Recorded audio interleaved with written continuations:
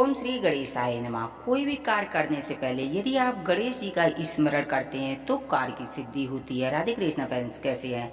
आशा करती हूँ स्वस्थ होंगे, मस्त होंगे। भोलेनाथ की कृपा आप हम सब पर बनी रहे। सावन के महीने में यदि आप शनिदेव की कथा सुनते हैं तो शनिदेव की कृपा प्राप्त होती है। शनि की साढ़े साती ढैया अंतर दिशा जो भी समस्याएं आ रही वो समस्याएं खत्म होती हैं। भोलेनाथ की कृपा प्राप्त होती है। आइए सुनते हैं शनिदेव व्रत कथा। एक समय की बात है कि नवग्रह सूर्य, चंद्र, मंगल, बुध, बृहस्पति, शुक्र, शनि, राहु और केतु में विवाद छिड़ गया कि इसमें सबसे बड़ा कौन है। तभी आपस में लड़ने लगे और कोई निर्णय न होने पर देवराज इंद्र के पास निर्णय कराने पहुंचे। इंद्र सबसे घबरा गए और इस निर्णय को देने में अपनी असमर्थता जताई। परंतु उन्होंने कहा कि इस समय पृथ्वी पर राजा विक्रम आदित्य हैं, जो कि अति न्यायप्रिय हैं। वे ही इसका निर्णय कर सकते हैं। सभी ग्रह एक दूसरे के साथ राजा विक्रम आदित्य के पास पहुंचे, अपना विवाद बताया, साथ ही निर्णय के लिए कहा। राजा इस समस्या से अति चिंतित हो उठे, क्योंकि वे जानते थे कि किसी को छोटा बड़ा बताना बहुत ही कठिन है। तब राजा को एक उपाय सूझा। उन्होंने सोने, रतन, कांसे, पीतल, सीसा, रांगा, जस्ता, भ्रमर, लोहे जैसी 9 सिंहासन तैयार कराए और उन्हें इसी क्रम से रख दिए। फिर उन सब से निवेदन किया कि आप सभी अपने अपने सिंहासन पर विराजमान होइए। जो अंतिम सिंहासन पर बैठेगा वही सबसे छोटा होगा। इस अनुसार लोहे का सिंहासन सबसे बाद के कारण शनिदेव सबके बाद में बैठे तो वही सबसे छोटी कहलाई। उन्होंने सोचा कि राजा ने यह जानबूझकर किया है। उन्होंने कुपित होकर राजा से कहा कि राजा, तू मुझे नहीं जानता। सूर्य 1 महीने 1 राशि में, चंद्रमा 2.25 महीने 2 दिन, मंगल 1.5 महीना, बृहस्पति 13 महीने व बुध और शुक्र 1-1 महीने विचरते हैं। परंतु मैं 2.5 से 7.5 साल तक रहता हूँ। बड़े बड़ों का मैंने विनाश किया है। श्री राम जी की 7.5 आने पर उन्हें वनवास हो गया। रावण की आने पर उनकी लंका बांदरों की सेना ने परास्त किया। अब तुम सावधान रहना। ऐसा कहकर कुपित होते हुए शनिदेव वहां से चले गए। अन्य देवता वहां से खुशी खुशी गए। कुछ समय के बाद राजा की 7.5 आई। तब शनिदेव घोड़ों के सौदागर बनकर वहां आए। उनके साथ कई बढ़िया घोड़े थे। राजा ने यह समाचार सुन अपने अश्वपाल को अच्छे घोड़े खरीदने की आज्ञा दी। उसने कई अच्छे घोड़े खरीदे और सर्वोत्तम घोड़े को राजा को सवारी हेतु दिया।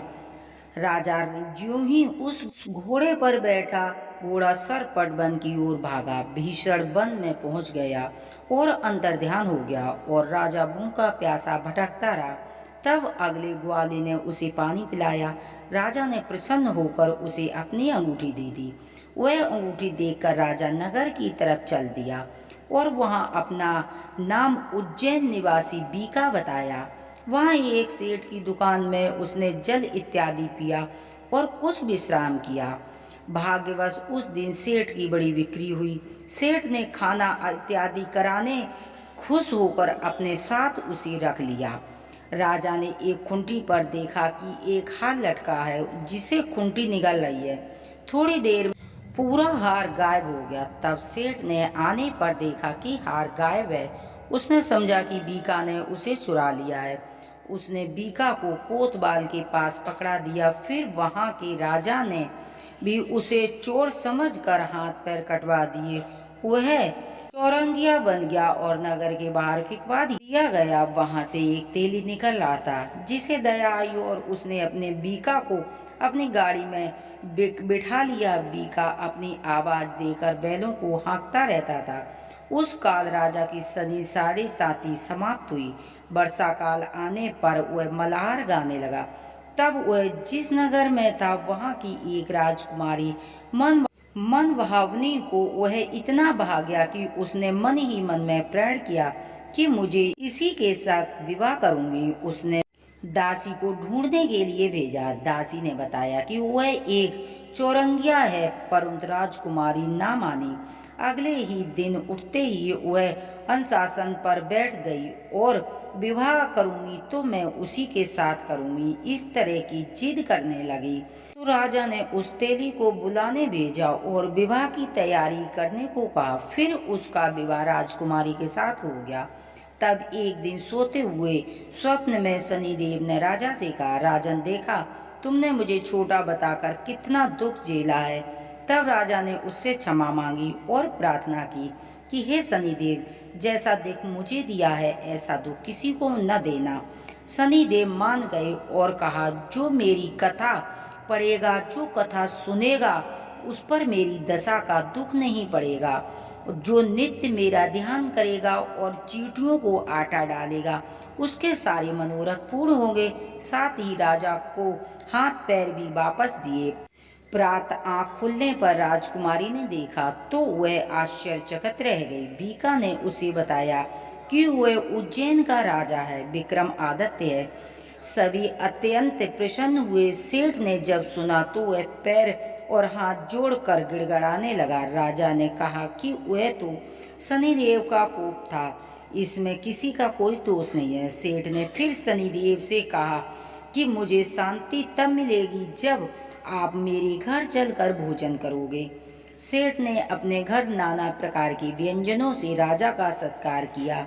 साथ ही सबने देखा कि जो खूंटी हार निगल रही थी वो उगल रही है। सेठ ने अनेक मोहरें देकर राजा को धन्यवाद किया और अपनी कन्या श्री कवरी का विवाह राजा के साथ किया। राजा ने हर्ष स्वीकार कर लिया। कुछ समय पश्चात राजा अपनी दोनों रानियों को मनभावनी श्री कवरी को लेकर सभी उपहार सहित लेकर उज्जैन नगरी चले गए। वहां पूर्ववासियों ने सीमा पर ही उनका स्वागत किया। सारे नगर में दीपमाला हुई और बस सबने खुशी मनाई। राजा ने घोषणा की कि मैंने शनिदेव को सबसे छोटा बताया था, जबकि असल में वही सर्वोपरि हैं। तब से सारे राज्य में शनिदेव की पूजा और कथा का नियम होने लगा। सारी प्रजा ने बहुत समय बाद और आनंद के साथ अपना समय व्यतीत किया। जो कोई शनिदेव की कथा पढ़ता है, सुनता है और दूसरों को सुनाता है, उनके सारे दुख शनिदेव दूर करते हैं। और ईद के दिन व्रत अवश्य रखना चाहिए। जो व्रत रखता है उसको कथा सुननी चाहिए। एक समय की बात है, भगवान सूर्य के पुत्र शनिदेव बचपन में बहुत सुंदर थे, तेजस्वी भी थे। उनकी सुंदरता को देखते हुए गंधर्व ने अपनी पुत्री कंकाली के साथ शनिदेव का विवाह कर दिया। लेकिन अत्यंत सुंदर होने के कारण इंद्र की सभा के अप्सरा अक्सर उन्हें देखने जाया करती थी। इन अप्सराओं को देखने कर कई बार शनिदेव उन पर मोहित हो गए। यह बात गंधर्व की पुत्री कंकाली को अच्छी नहीं लगती थी। तब गंधर्व की पुत्री कंकाली ने अपने पति शनिदेव को यह श्राप दिया कि आपकी दृष्टि हमेशा नीचे की तरफ रहे। अगर आप सीधी दृष्टि से किसी को देखते हैं तो उस पर शनि की 7.5 का प्रभाव पड़ जाएगा।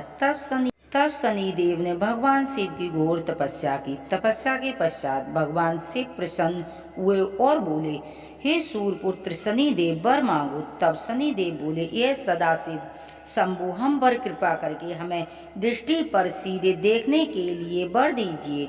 भगवान शिव बोले, जो व्यक्ति शनिवार के दिन पीपल के नीचे तेल चढ़ाएगा उस पर तुम्हारे पड़ने वाली दृष्टि शुभ दृष्टि में बदल जाएगी। इसीलिए शनिवार के दिन पीपल के नीचे शनिदेव की पूजा होती है।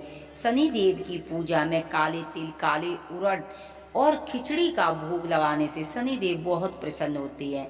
शनिदेव को सरसों के तेल अति प्रिय होता है। सरसों का तेल यदि आप छाया दान करते हैं उससे शनि देवता जो आपकी मनोकामना है तुरंत पूरी करते हैं।